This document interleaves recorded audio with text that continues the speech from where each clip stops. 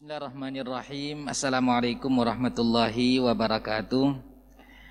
Alhamdulillahirabbil alamin wassalatu wassalamu ala asyrafil anbiya'i wal mursalin wa ala alihi wa sahbihi ajma'in, amma ba'du. Alhamdulillah, malam ini kita bisa bertemu kembali masih dalam keadaan menggunakan masker.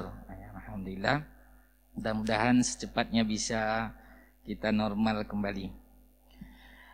Sidang jemaah yang dimuliakan Allah Subhanahu wa taala, telah kita mulai pekan lalu bacaan kitab Syama'ilun Nabi sallallahu alaihi wasallam, dan kita masuk pada bab pertama sebagaimana penulis Al-Imam At-Tirmidzi rahimahullah dalam kitab ini menyebutkan ada 56 bab yang dimulai penjelasan tentang fisik Nabi kita sallallahu alaihi wasallam. Bila satu kali pertemuan habis satu bab, berarti 56 kali pertemuan, insyaallah kitab ini bisa kita selesaikan. Hanya saja pada pertemuan lalu bab pertama tentang fisik Rasulullah sallallahu alaihi wasallam ada 15 hadis yang disebutkan, dan kita baru membacakan 3 hadis saja. 2 hadis pertemuan yang lalu. Hadis dari 15 ini diriwayatkan oleh 8 orang sahabat, dan umumnya ada persamaan penjelasan sahabat tentang fisik Nabi sallallahu alaihi wasallam. Hanya saja sebahagian ada tambahan dan sebahagiannya saling melengkapi tentang fisik Nabi kita sallallahu alaihi wasallam. Dan ini digambarkan oleh para sahabat sesuai dengan yang mereka lihat tentang fisik Nabi, sesuai dengan yang mereka lihat. Pada pertemuan lalu kita telah membacakan riwayat dari Anas bin Malik, dan pada pertemuan ini masuk kita ke hadis yang ketiga. Tentu nantinya tidak 15 hadis kita bacakan, kita lihat mana sisi-sisi yang berbeda, itu yang kita ambil nantinya. Hadis ketiga ini dari sahabat Al-Bara bin Azib radhiyallahu anhu yaqul, kana Rasulullah sallallahu alaihi wasallam rajulan marbu'an. Sebelumnya, untuk mengulang, pada hadis 2 yang kita bacakan pekan lalu tentang fisik Nabi sallallahu alaihi wasallam menjelaskan tentang tinggi beliau tidak tinggi sekali mencolok di tengah-tengah sahabat, dan juga tidak pendek sekali mencolok di tengah-tengah sahabat. Dari sisi rambut kita telah bacakan juga, rambut beliau bukan keriting keribau, tidak juga lurus tegak, tidak seperti itu, tapi rambut beliau ada gelombang sedikit. Bahasa kita mungkin ikal. Dari sisi kulit beliau juga kita telah bacakan, tidak putih sekali seperti penyakit supak, tidak juga coklat yang kehitaman, tidak juga coklat sekali yang kehitaman. Di hadis yang ketiga ini, sahabat Al-Bara bin Azib radhiyallahu anhu menyebutkan bahwa Rasulullah sallallahu alaihi wasallam adalah lelaki yang berpostur tubuh sedang. Bahu beliau itu bidang. Azimal jummah, dan rambut beliau tebal, banyak. Rambut beliau banyak, tebal. Kemudian juga azimal jummati ila syahmati uzunai. Rambut beliau itu tebal dan sampai ke telinga, kedua daun telinga beliau. Ini sampai daun kedua telinga beliau. Kemudian alaihi hullatun hamra. Beliau memakai kain berwarna merah. Ma ra'aitu syai'an qattu ahsana minhu. Kata Al-Bara' bin Azib, aku belum pernah melihat orang yang lebih tampan dari beliau sallallahu alaihi wasallam. Ini gambaran dari sahabat Al-Bara' bin Azib. Beda, di riwayat beliau ini tidak disebutkan tentang tinggi dan pendeknya beliau, tidak juga disebutkan tentang warna kulit beliau. Ada masalah sedikit pada pakaian warna merah, karena dalam hadis juga disebutkan ada larangan mengenakan pakaian warna merah. Sementara Al-Bara' bin Azib di sini menyebutkan bahwa Nabi Shallallahu Alaihi Wasallam memakai pakaian merah. Satu sisi ada larangan, di sisi lain Nabi kita Shallallahu Alaihi Wasallam mengenakan. Lalu bagaimana mengkompromikannya? Ulama usul fikih membahas satu bab namanya ta'arudul adillah. Ada potensi pemahaman kita terjadinya kontradiksi dalil. Ada 3 tahapan yang dilakukan oleh para ulama untuk memahami dalil tersebut.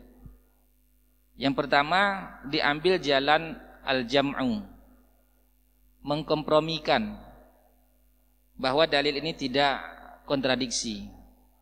Jika jalan ini tidak dapat ditempuh, maka cara keduanya ditempuh oleh ulama adalah mengetahui tarikh atau sejarah keluarnya hadis itu. Mana yang terakhir keluar, apakah bentuk larangan atau bentuk kebolehan tadi terakhir, maka yang terakhir itulah menjadi hukum, sebelumnya itu dianggap mansukh, dihapuskan. Dan cara kedua ini sangat berat karena harus mengetahui detail tentang sejarahnya, tarikhnya, tanggalnya, dan seterusnya.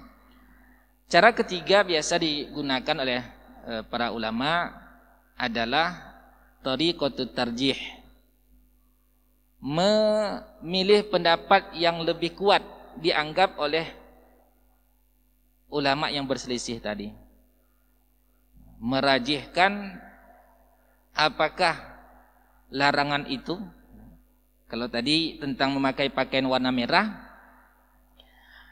sebahagian tetap menggunakan hadis larangan tidak boleh memakai pakaian merah berdasarkan larangan dari Nabi Shallallahu Alaihi Wasallam. Pendapat kedua mengatakan boleh mengenakan pakaian merah berdasarkan praktek yang dilakukan oleh Nabi Shallallahu Alaihi Wasallam, dan dianggap hadis larangan itu tidak dapat mengalahkan hadis kebolehan. Jadi dua pendapat ini tentu berbeda, saling bertolak belakang. Yang satu mengatakan tidak boleh secara mutlak, sementara yang kedua mengatakan boleh secara mutlak dan dianggap hadis kebolehannya lebih kuat. Lalu ada kelompok yang ketiga mengambil jalan tengah, yaitu larangan dalam mengenakan pakaian merah itu adalah jika warna merahnya polos, merah tulen, tidak ada campuran. Namun kebolehannya itu mengenakan warna merah jika warnanya ada campuran. Misalkan warna merah lalu ada garis-garisnya. Dan pendapat ini yang disebutkan oleh Syekh Abu Malik dalam kitab Shahih Fiqh Sunnah. Setelah memaparkan tiga pendapat tadi, beliau mengkompromikan, lebih memilih pendapat bolehnya mengenakan pakaian merah tetapi tidak polos merahnya, ada campuran sedikit. Ini hadis ketiga tentang menceritakan bagaimana Nabi secara fisik beliau sallallahu alaihi wasallam. Kemudian hadis ketiga ini masih mirip dengan hadis yang kedua dan ketiga. Hadis yang keempat ini masih mirip dengan hadis ketiga.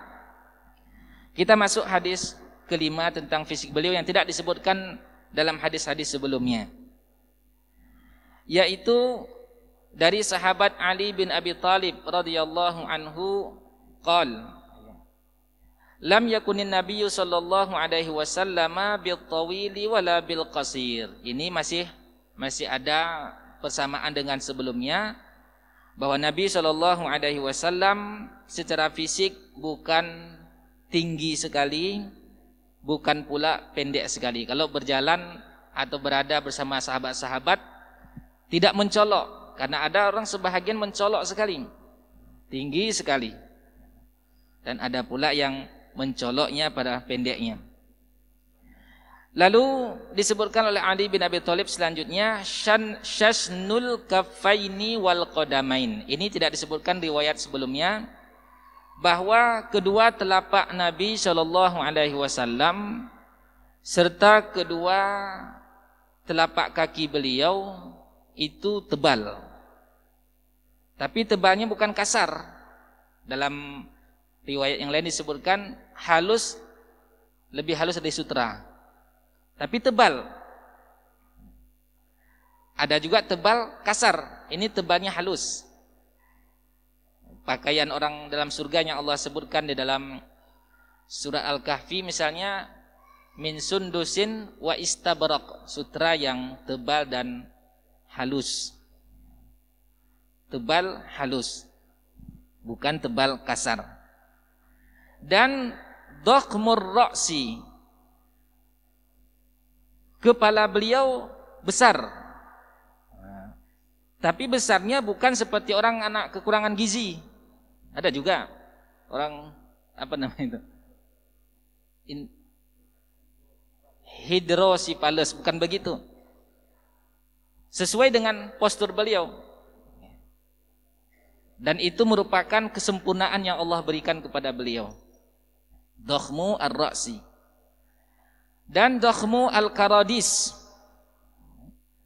juga tulang-tulang sendi beliau itu besar, kekar, ya, besar. Tawilu al-masrubah, ada bulu-bulu halus dari dada ini, bukan bulu di sekujur badan beliau, tidak ada bulu-bulu, tapi dari tengah ini sampai ke pusar ada bulu-bulu halus kecil. Maka nanti kalau ada di antara kita bermimpi dengan beliau sallallahu alaihi wasallam, sebagaimana di awal-awal kita sebutkan, itu adalah satu keistimewaan bisa bermimpi dengan beliau, karena syaitan tidak bisa menyerupai beliau. Maka di saat terlihat dalam mimpi itu dan tidak mengenakan baju, ciri-cirinya demikian. Kalau berbulu nanti dada di sini berbulu kiri kanan, ataupun nanti belakang punggung bulu, maka dapat dipastikan itu bukan Nabi SAW, karena beliau tidak berbulu. Yang ada di tengah tadi bulu tipis sampai ke pusar beliau, melurus panjang ke bawah. Idza masya takaffa'a takaffuan, kalau beliau berjalan maka beliau jalan tegak, tidak bongkok-bongkok, tegak. Disebutkan mulai tegaknya ka'annama yanhattu min sababin, seakan-akan beliau itu menapaki jalan turun. Kalau jalan menurun biasanya orang tunduk, jatuh, tegak, ya, tegak. Dan ini bagusnya dipraktekkan nih cara jalannya.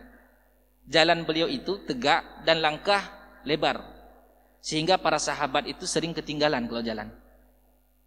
Ada yang mau praktek? Ada? Iya, kita coba praktek. Walaupun tidak mesti sama.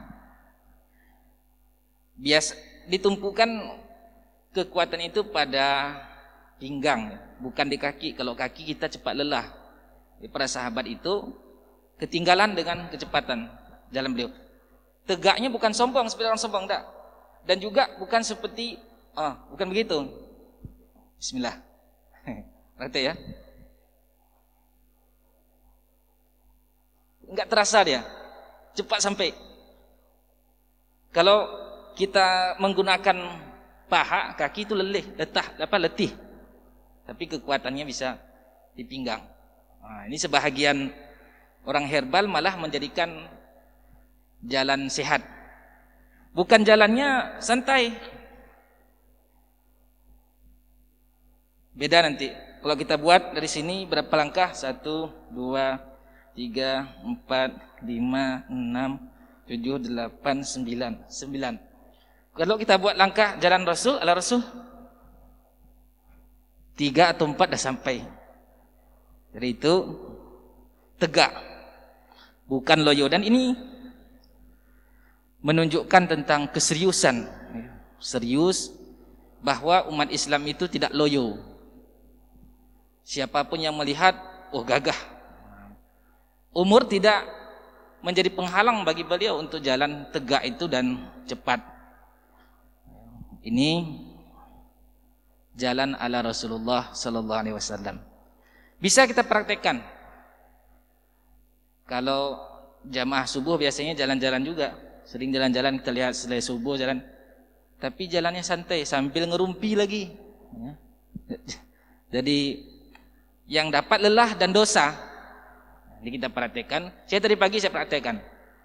Selesai sholat subuh, dari Masjid Long Raya sampai ke stadion, dari stadion sampai ke masjid lagi.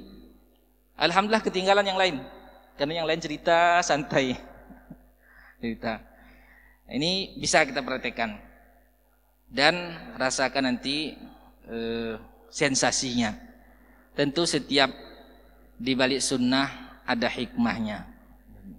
Jadi banyak orang yang mempelajari cara jalan Nabi Shallallahu Alaihi Wasallam dan dianggap itu jalan sehat, lebih sehat dan insya Allah lebih kuat dibandingkan dengan naik sepeda. Malahan ada sebahagian tidak menganjurkan dengan sepeda itu, yang jalan ala Nabi Shallallahu Alaihi Wasallam. Kemudian Ali bin Abi Thalib radhiyallahu anhu mengatakan, lam ara qablahu wala ba'dahu mislahu sallallahu alaihi wasallam. Aku tidak pernah melihat orang sebelumnya dan setelahnya seelok beliau sallallahu alaihi wasallam. Makanya para sahabat itu begitu kagum dan cintanya dengan sosok Nabi kita karena mereka lihat secara langsung bagaimana keistimewaan beliau, baik secara fisik yang disebutkan tadi maupun secara akhlak yang beliau tunjukkan. Di hadis yang kelima ini persis sama dengan hadis keempat, sehingga penulis di sini tidak menyebutkan hadisnya, hanya menyebutkan silsilahnya dari fulan lalu menyebutkan bihadzal isnad nahwahu bima'na, sama dengan maknanya sama dengan yang di atas. Kita masuk hadis ke-6. Ada beberapa perbedaan yang disebutkan oleh Ali bin Abi Thalib dari hadis sebelumnya. Dan juga ada pengulangan tentang fisik beliau dari sebelumnya.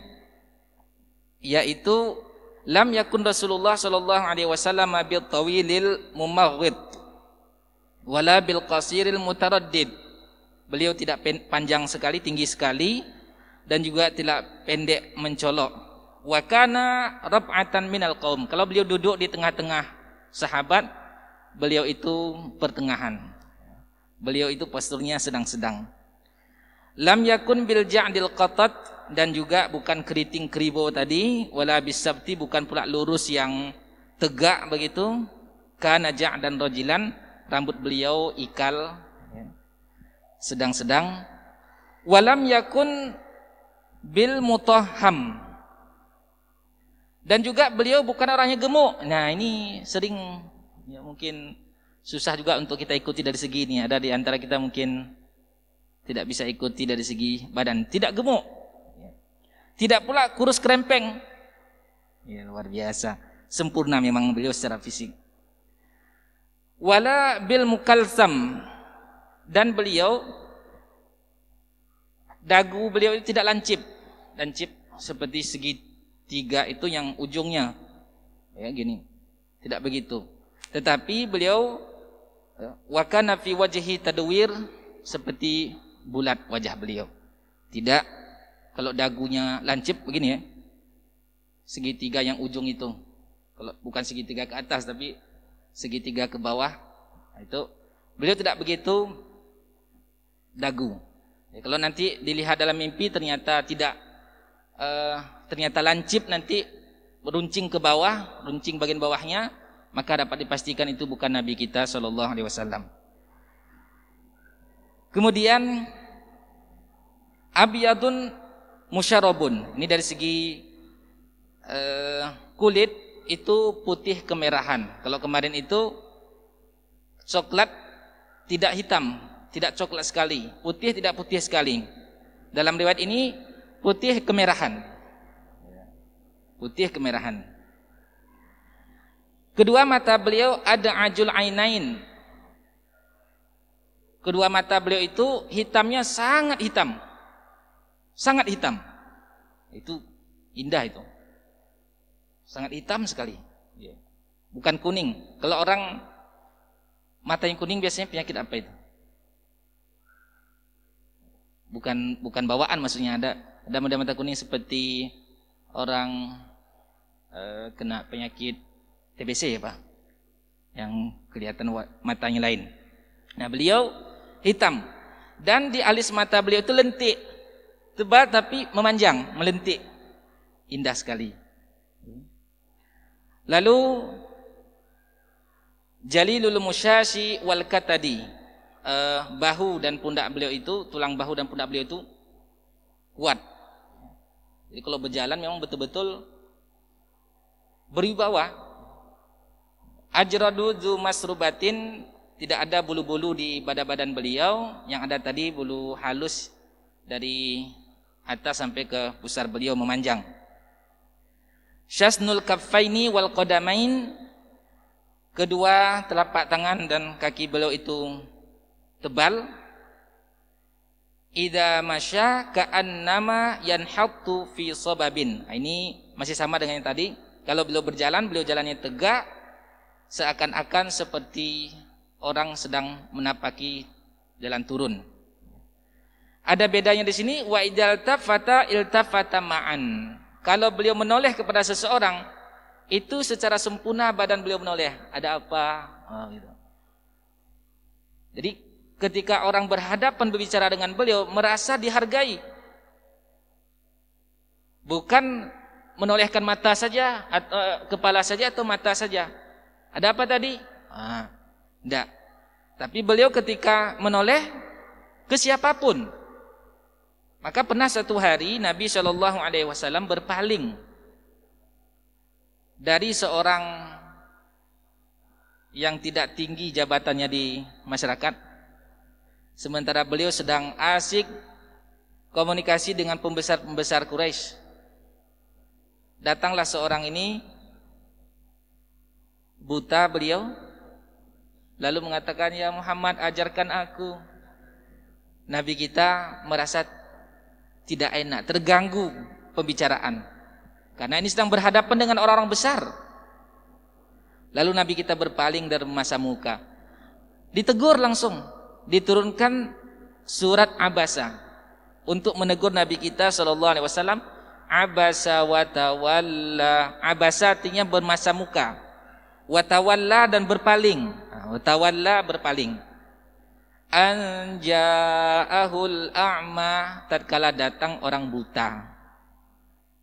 Setelah turun ayat ini, surah Abasa ini, maka setiap kali Abdullah bin Ummi Maktum yang buta datang kepada Nabi SAW, beliau kembangkan ridak beliau. Selamat datang wahai orang yang asbab engkau turunkan ayat kepada aku tentang aku. Ditegur, ada kekeliruan pada sikap beliau, langsung Allah turunkan ayat untuk meluruskan kekeliruan itu. Sehingga di saat nanti beliau menoleh kepada seseorang pun, beliau secara sempurna. Dalam riwayat yang lain, ketika beliau pun idza asyara bikaffaihi kulliha. Kalau beliau menunjuk dengan semua tangan, bukan ini orang-orang bos biasanya. Kenapa begini? Beliau dengan tangan seluruhnya, seluruh jari-jari. Kalau beliau kaget ataupun kagum, idza ta'ajjaba qalabaha. Kalau beliau kaget, ini tangan beliau balikkan. Dan itu kalau di Saudi masih biasa kita melihat orang-orang masyarakat biasa ketika dia heran, syahadah, dibalikkan tangan. Dan itu bisa kita amalkan ketika kita kaget, kagum melihat sesuatu. Kenapa? Balikkan tangannya. Kadang-kadang ketika bicara, beliau hantamkan telapak tangan ini ke bahagian dalam induk jari kiri.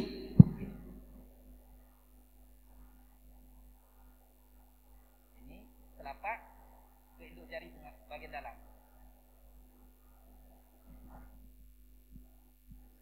Kalau beliau senang dipuji, beliau menunduk. Bukan begini, itu naik telinga. Mungkin di sana. Iya. Sebahagian di antara manusia mungkin ketika dipuji jungkit-jungkit balik dia. Sering kita buatkan contohnya seperti pemain bola dimasukkan gol, disorak-sorak sama orang penonton, dia pun senang sampai pukul-pukul dada, ada yang jungkir balik, ada yang mati. Karena senang. Nabi kita SAW sebaliknya, kalau beliau dipuji, mendapatkan sanjungan, kebahagiaan, beliau menunduk.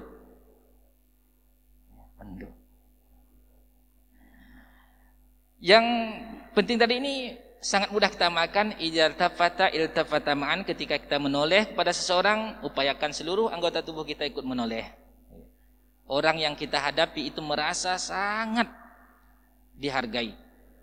Terkhusus lagi kita ini kaum suami. Ini kaum suami nih yang sudah punya istri. Saat bicara dengan istri kita, beda itu perasaan sang istri kalau kita menghadap kepadanya 180 derajat. Langsung menghadap. Ada apa Umi? Langsung kita menghadap. Ketika dia bicara kita dengarkan, kita lautoti dia. Dibandingkan dengan saat dia bicara kita sibuk dengan HP kita menghadap kepada tempat yang lain. Itu kecewa dia. Kecewa. Ketika dia sampaikan mungkin ada hal-hal yang penting atau ada kebahagiaan yang dapat ke hari ini, dia cerita, kita pun asik dengan HP kita, tidak menoleh ke dia sedikit pun. Lalu terakhir kita bertanya, ada apa tadi? Kecewanya, sakit hati dia.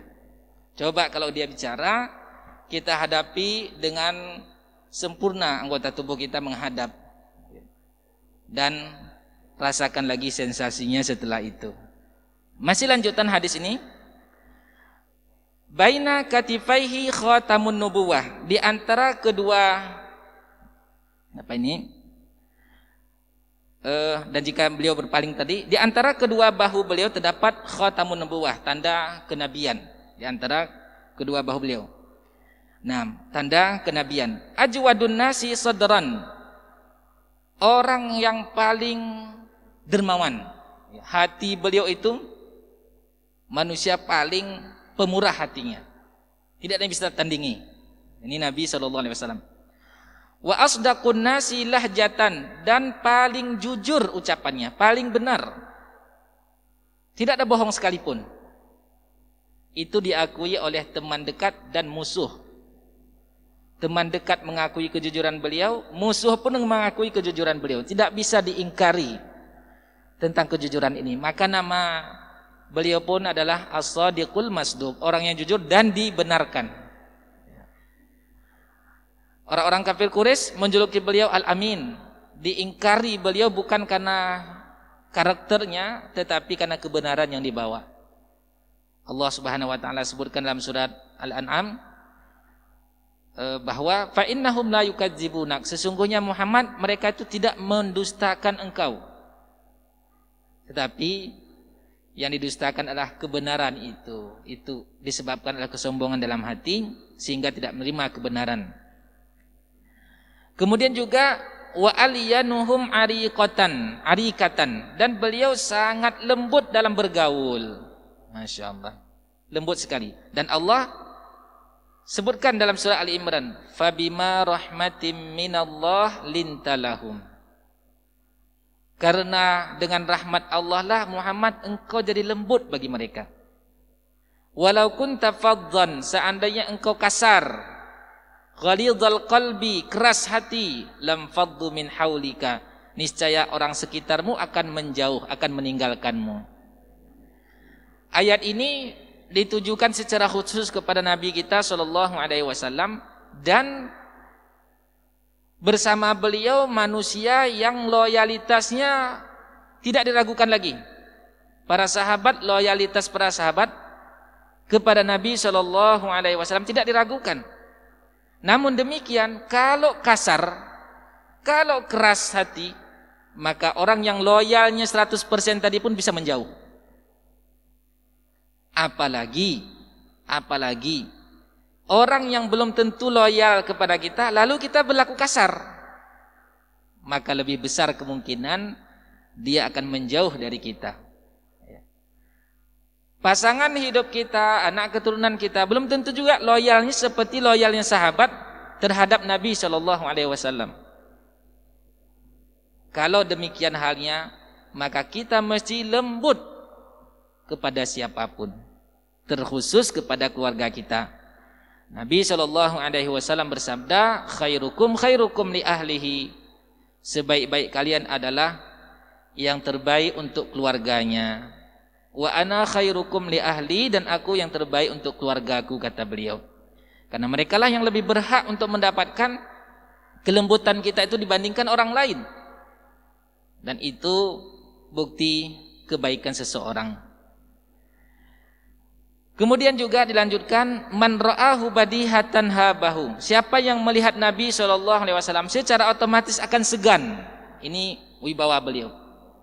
Belum kenal pun itu, begitu melihat perawakan Nabi, begitu melihat pribadi jasad beliau, fisik beliau, langsung orang segan. Ini kenapa tadi bisa? Pertama, karena sebagaimana kita sebutkan, fisik beliau yang begitu sempurna, termasuk cara jalan beliau tadi bukan letoy, apa istilahnya lagi, gemulai. Ada juga laki-laki tapi jalannya gemulai. Itu bukan kelelakian. Nabi SAW tegak berwibawa.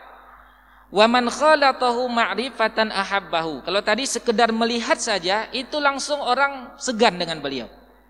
Dan siapa yang sempat bergaul lalu mengenal beliau secara dalam, maka ahabbahu, secara otomatis jatuh hati langsung, kecintaan kepada beliau. Kalau melihatnya sepintas saja orang sudah segan, begitu sudah bergaul tidak akan berpaling lagi hati orang itu ke selain Nabi SAW. Maka kalau kita melihat dan membaca bagaimana sahabat, misalnya seorang pemuda Mekah ganteng, kaya raya, anak sematawayang, namanya Mus'ab bin Umair. Ketika mengenal Nabi SAW langsung jatuh hatinya. Lalu ibunya masih kafir, tidak mau masuk Islam, diberikan pilihan. Wahai anakku, pilih Muhammad atau diriku. Kalau engkau memilih aku, maka tetap menjadi anakku, dan fasilitas kemewahan hidup seorang pemuda akan diberikan sebagaimana sedia kala. Tetapi kalau tetap mengikuti Muhammad, maka mulai hari ini engkau bukan lagi anakku, fasilitas semua dicabut. Sudah terlanjur hati jatuh kepada baginda Nabi SAW. Berat bagi Mus'ab bin Umair berpisah dengan ibu kandungnya, berat. Tetapi karena cintanya kepada Nabi SAW tidak ada bandingannya lagi. Apa boleh buat ibunda? Kalau memang itu pilihannya, Muhammadlah pilihanku. Beliau tinggalkan. Beliau tinggalkan kampung halaman Mekah Al-Mukarramah. Beliau tinggalkan ibunda tercinta, mengikuti perintah Nabi SAW, hijrah ke Madinah, menjadi duta besar pertama dalam Islam. Seorang pemuda, dan dengannya nanti Mus'ab bin Umair, asbab beliau pula banyaklah kaum penduduk Madinah yang masuk Islam dan siap-siap menerima kehadiran Nabi SAW hijrah dari Mekah ke Madinah.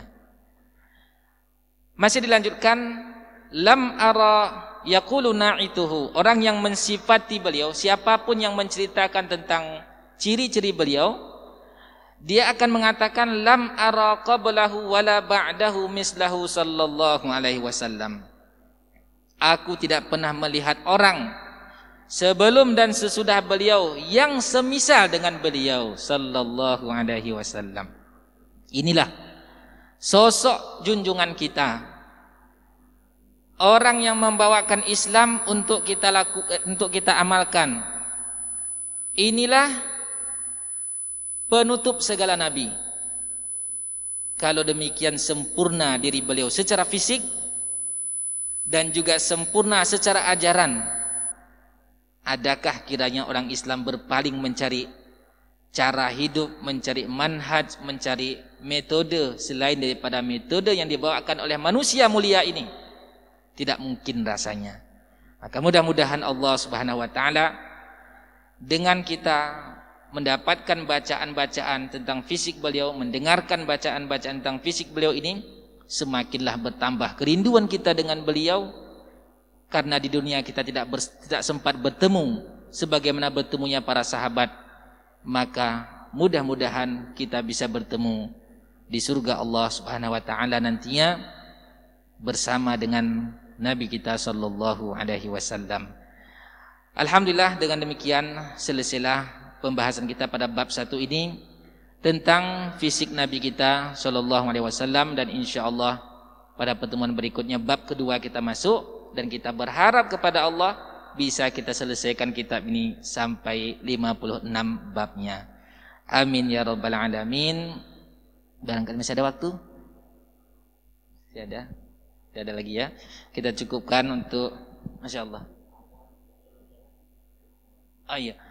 Tentang awan ketika beliau berjalan ditutup itu ketika tanda-tanda kenabian ya. Khatamun Nabi itu masuk nanti ke bab, barangkali bab kedua itu Khatamun Nabiin, tanda-tanda kenabian. Sebelum beliau diangkat sebagai nabi dan rasul, di saat berdagang ke Syam itu sudah ada tanda-tanda yang diketahui oleh Buhairah. Saat itu pendeta Nasrani ya, yang mengetahui. Insyaallah kita akan bahas pada tanda-tanda kenabian. Barakallahu fiik. Cukup ya.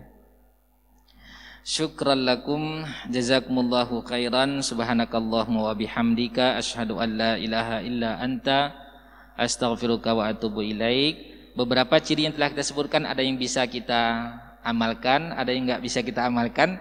Contoh yang tidak bisa kita amalkan, tidak bisa kita ikuti kemarin, bahwa beliau memiliki uban tidak lebih dari 20. Ini mungkin tidak bisa kita ikuti, tapi cara jalan beliau, cara menunjuk beliau, cara beliau ta'ajub, kemudian cara beliau berjalan, insyaallah bisa kita ikuti sedikit demi sedikit. Sahabat yang paling mirip mengikuti Nabi sallallahu alaihi wasallam adalah Ibnu Umar.